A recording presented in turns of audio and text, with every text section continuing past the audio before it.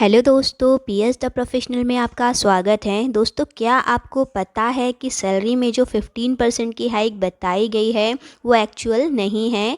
Bankers को इस तरीके से बताई गई है कि वो मान बैठे हैं कि उन्हें 15% हाइक मिला है। दोस्तों, उन्होंने हमें एक्चुअल में सेटलमेंट में कुछ भी नहीं दिया है। 5 डे बैंकिंग तो नहीं मिला, बट हम सोच रहे थे कि 15% सैलरी में हाइक मिला है, तो वो भी नहीं मिला है। ये बात मैं आपको सबूत के साथ बताने वाली हूँ, इसके लिए वीडियो को एंड तक ज़रूर देखिएगा।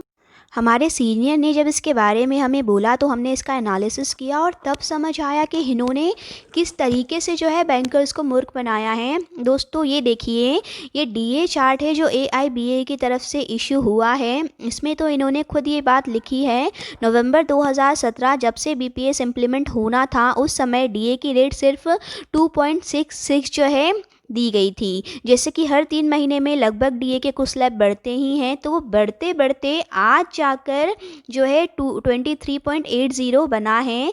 अब ये तो बढ़ना तय ही था। इन्होंने बीपीएस को साइन करने में 3 साल लगा दिए और जो डीए की रेट बढ़ी है उसे हमारी सैलरी इंक्रीज बोल रहे हैं।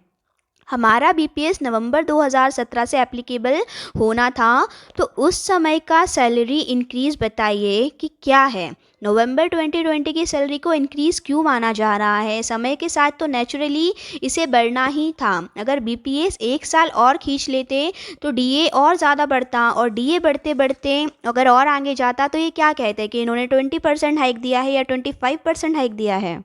दोस्तों, मैं आपको एक्सेल शीट में जो है कैलकुलेट करके बताती हूँ कि एक्चुअल इन्होंने कितनी सैलरी बढ़ाई है, क्योंकि सैलरी नवंबर 2020 की नहीं बल्कि नवंबर 2017 की देखी जाएगी, क्योंकि उस समय से इम्प्लीमेंट होना था। तो उस समय का बताइए कि कितना इंक्रीज़ हमें मिला है। देखिए, हम इसे ज़रा एक्सेल सीट में समझते हैं। हमेशा मैं क्लर्क का जो है सैलरी लेके हमेशा कुछ भी बताती हूँ। आज मैं ऑफिसर की सैलरी को बेस रख के सारी चीज़ें बताऊँगी। यहाँ पे आप देखिए, नवंबर की सैलरी 36,000 रुपये इंक्रीज़ होने के बाद जो बताई गई है। नवंबर 2020 की सैलरी का डीए बताया गया है 23 मतलब जो है 23.80। तो उस हिसाब से जो डीए बन रहा है नवंबर 2020 में वो 8568 बन रहा है, ठीक है। लेकिन ये जो है डीए इंक्रीज़ होते होते आज 23 पर आया है। लेकिन अगर इनिशियली जब नवंबर 2017 में अगर ये इम्प्लीमेंट हो जाता तो तब तो ये हमें केवल 2.66% ही जो है दे रहे हैं। तो उस हिसाब से डीए बन ही कितना रहा है, आप ये देखिए, 957 रुपये ओनली बन रहा है नवंबर 2017 में। तो हमारा बाइपर्टाइट सेटलमेंट तो नवंबर 2017 से ही एप्लीकेबल था ना, तो सैलरी को भी तो तभी से देखा जाएगा कि आखिर कितना इंक्रीज़ हमें दिया जा रहा है। तो उस हिसाब से आप खुद देख सकते हैं कि कितना इंक्रीज़ जो है यहाँ पे मिल रहा है। एक ऑफिसर की सैलरी में ही मैं बता रही हूँ, बाकी सारी चीज़ें सेम ही रहेंगी नीचे तक। तो आप देखिए, फाइनली जो ग्रॉस सैलरी बनी है वो कितनी बनी है। अगर इस हिसाब से ये देखें 23% डीए के हिसाब से तो 56,000 दिख रहा है कि हाँ 15% इंक्रीज़ हुआ है।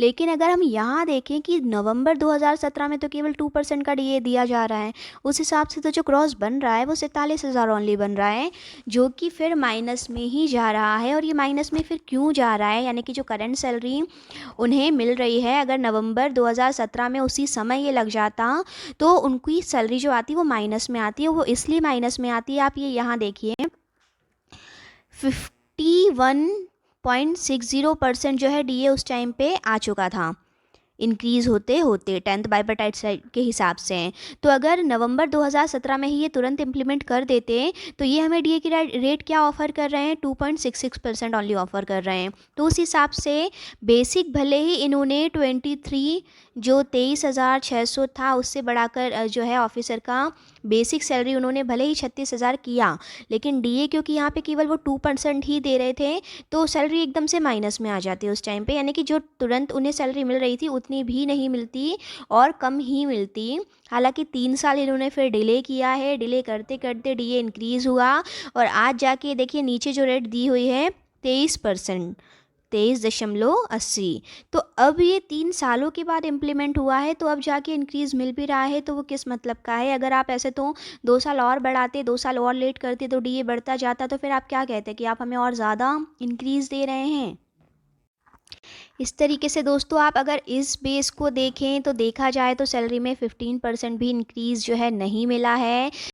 चार्ट में हर जगह 23% दिए बता कर जो है सैलरी को इतना हाई बताया गया है, जबकि आपको नवंबर 2017 में जो इंक्रीज़ मिल रहा था वो बताना चाहिए था। समय के साथ तो इंक्रीज़ जो है सबका ही होगा डीए, तो ये बताना मुझे नहीं लगता कि कोई ज़्यादा फ़ायदेमंद रहा है। आप इस बारे में क्या कहते हैं कमेंट करके ज़रूर बताइएगा कि इसको जो है शायद कुछ और आपका तरीका हो सोचने का कि ये क्या जताना चाह रहे थे। अगर आपकी कोई राय है इसमें विशेष तो ज़रूर आप कमेंट सेक्शन में बताइएगा। वीडियो पसंद आया हो तो वीडियो को लाइक, चैनल को सब्सक्राइब करना बिल्कुल मत भूलिएगा। ऐसे ही सारे अपडेट लेकर हम चैनल पे आपको मिलते रहते हैं। Thank you for watching my video.